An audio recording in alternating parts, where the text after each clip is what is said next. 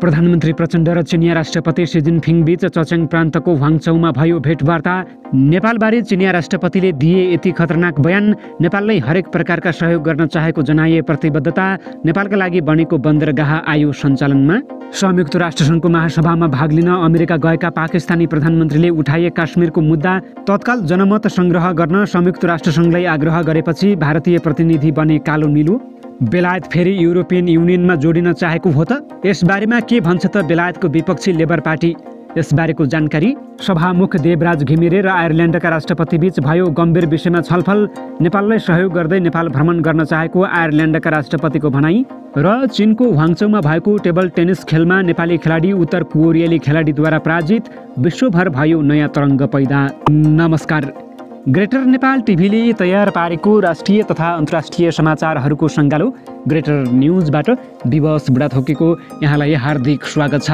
तपाईँ greater news कहाँबाट हेर्दै हुनुहुन्छ त्यो पनि हामीलाई कमेन्टमा बताउनुहोला। साथै हाम्रो मेहनतको लागि एक लाइक पनि गर्न नभुल्नुहोला।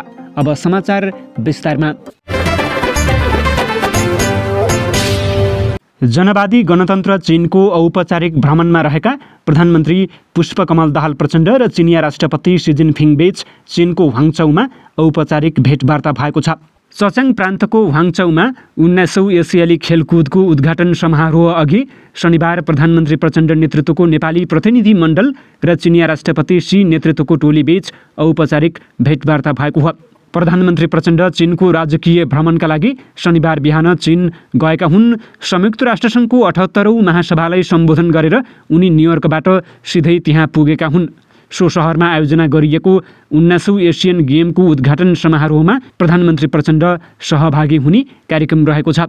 यसअघि एसियाली खेलकुद प्रतियोगिता उद्घाटन समारोहमा सहभागी हुन चीनको चच्याङ प्रान्तको ह्वाङचौ सहरमा पुगेका विशिष्ट अतिथिहरूलाई दिवा भोज दिएर चीनमा स्वागत गरिएको थियो।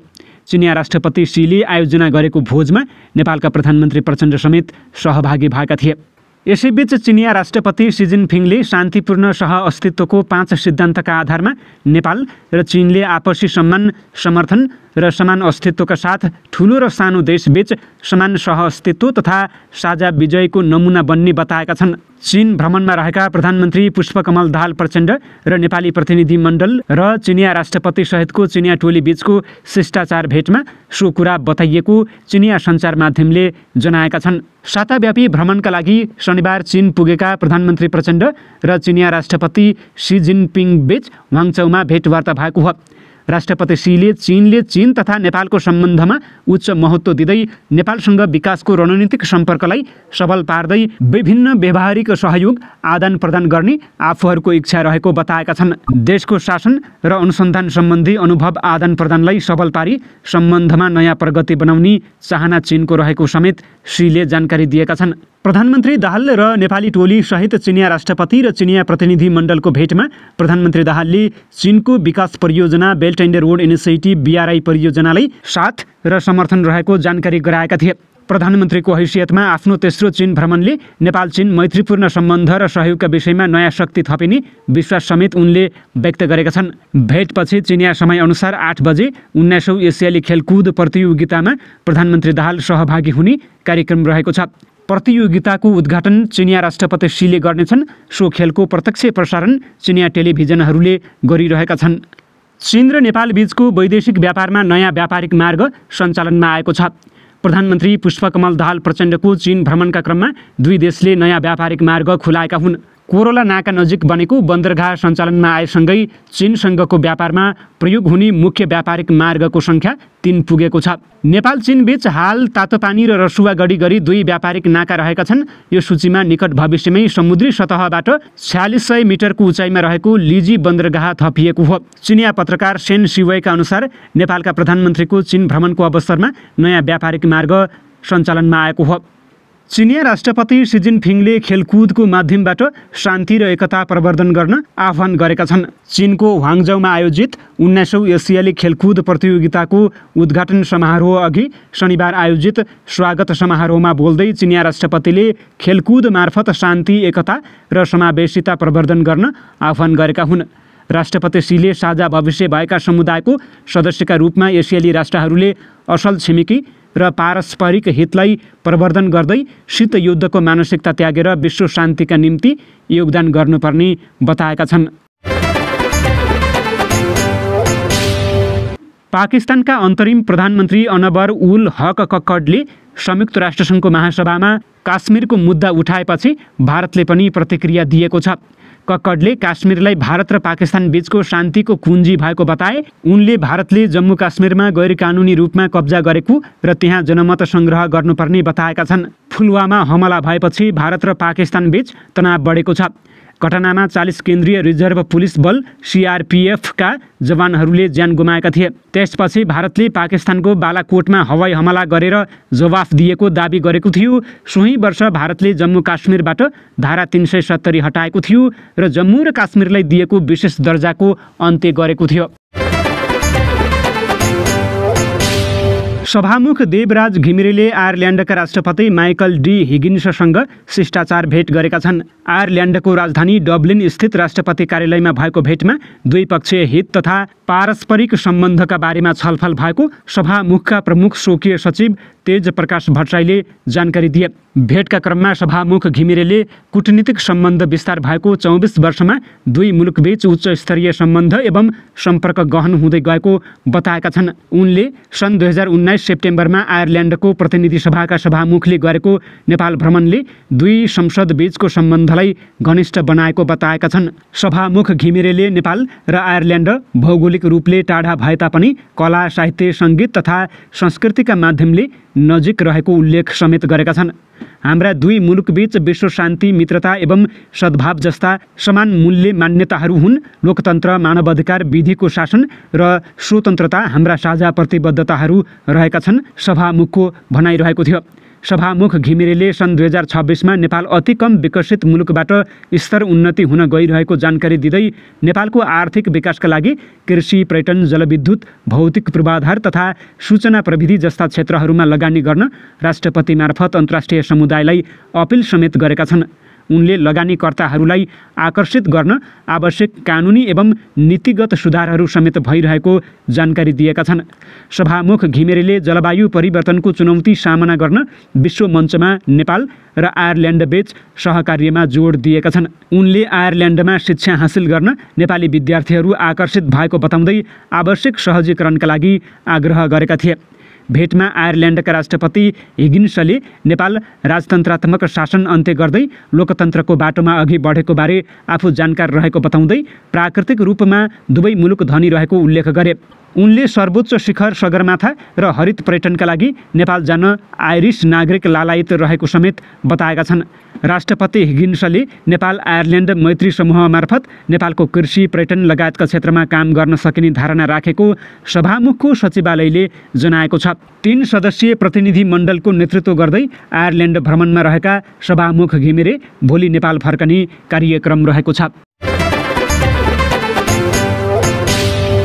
बेलायतको विपक्षी लेबर पार्टीका नेताले आफूले बेलायतलाई युरोपेली सङ्घमा पुनः जोड्न चाहेको भन्ने भनाइमा कुनै सत्यता नरहेको बताएका छन्। उनलाई बेलायतको सत्तारूढ कन्जर्भेटिभ पार्टीले बेलायतलाई EUबाट भएको बहिर्गमनलाई उल्ट्याउन चाहेको आरोप लगाएको छ। केयर स्टामरको लेबर पार्टीले महिनौदेखि लगातार जनमत सर्वेक्षणमा राम्रो प्रगति गर्दै आएको छ। उनले भर्खरै आफ्नो अन्तर्राष्ट्रिय कद बढाउने उद्देश्यले विदेश भ्रमण पुरा गरेका छन्।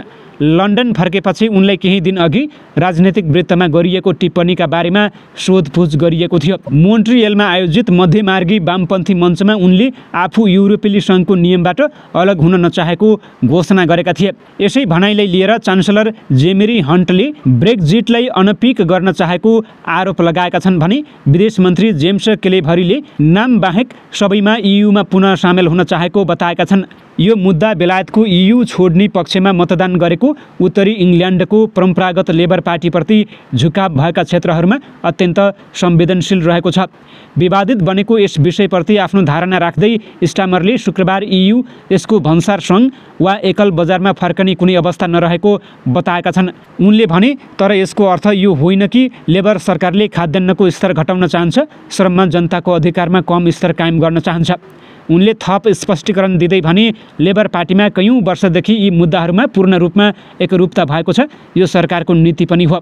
गत आइतबार प्रकाशित फाइनान्सियल टाइम्सलाई दिएको अन्तर्वार्तामा 61 वर्षीय नेताले बेलायतसँग अहिले कायम रहेको सम्झौता भन्दा धेरै राम्रो सम्झौता गर्ने प्रयासमा बेलायत रहेको बताएका थिए।